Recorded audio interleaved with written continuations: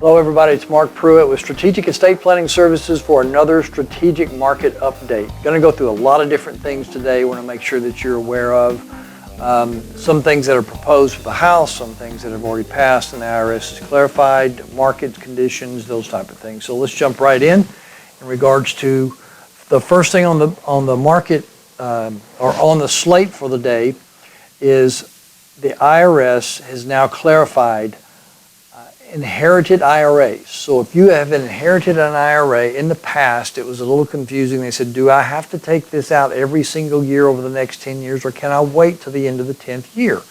The IRS never clarified that. They have now clarified that to say you have to take it out every single year, a tenth of that basically, and have it liquidated completely by the end of the 10th year. Now you can always take out more if you choose to, but you have to be completely liquidated by the end of that 10th year. So that affects inherited IRAs.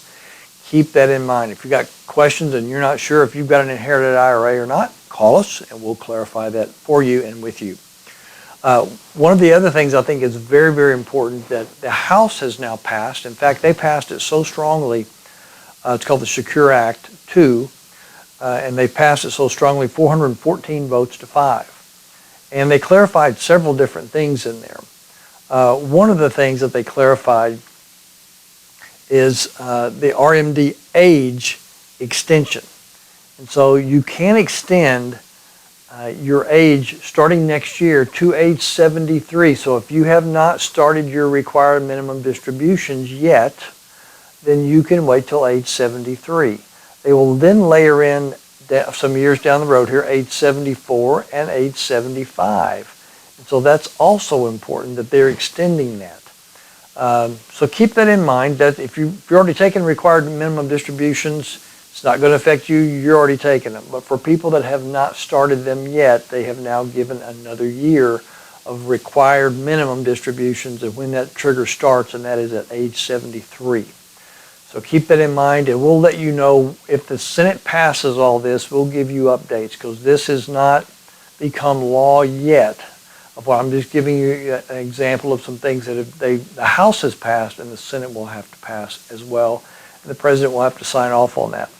So if all of that happens, and it looks like I think it will because it was such a strong vote in the House on both sides, we would expect that a lot of this to kick in before it's over with here in the Senate and on the President's desk as well. The other thing that has changed is they are now allowing for a simple Roth IRA. So if you've been doing a simple IRA, you can now do a simple Roth IRA.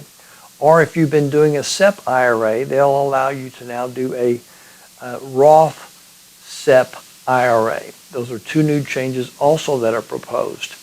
So keep that in mind. We'll let you know once that becomes law and how that passes down and when it becomes effective. But we'll let you know as soon as that occurs.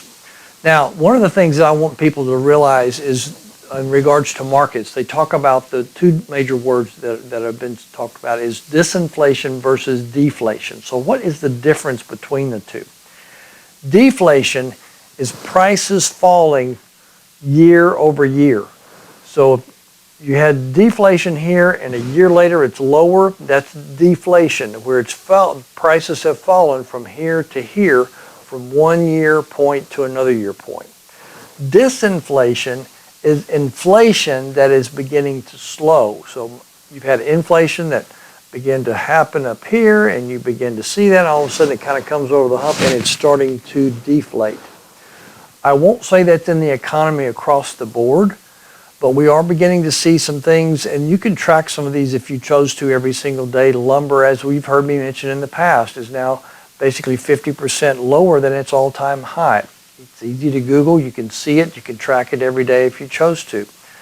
You can see copper. You can see steel do the exact same thing. So when those are major commodities and they begin to slowly have disinflation in them, that's a good thing. And so it's slowly going down, and that should help the consumer down the road. What is it doing for our pocketbooks now in regards to the markets? Right now, because of that, GDP slowing on top of that, so between deflation of some goods, The reason some of those things are deflating is people are beginning to close in their purses and their pocketbooks. And they're going, maybe I don't want to take the trip. Maybe I don't want to remodel. Maybe I don't want to do some of the things that we were planned on doing because there is a consumer sentiment that is slowing out there. Where can you find that? You can find that on, I know Michigan does a great study, the University of Michigan does a great study on tracking these things. And so consumer sentiment also goes in with the word recession. I mentioned that to you last quarter when I said you're going to begin to hear the word recession. And here's one of the biggest proofs of it all, is just recently, we have now had the yield curve for a 2-year Treasury bond and a 10-year Treasury bond. And that has inverted. What does that mean? The 2-year note is paying more yield than the 10-year note. So think about walking into a bank. If you walked into a bank and you said, which one will pay me more, a 2-year CD or a 10-year CD? The bank would tell you, well, a 10-year CD. Why? Because they have your money longer. It's not any different in regards to a 2-year Treasury note or a 10-year Treasury note normally.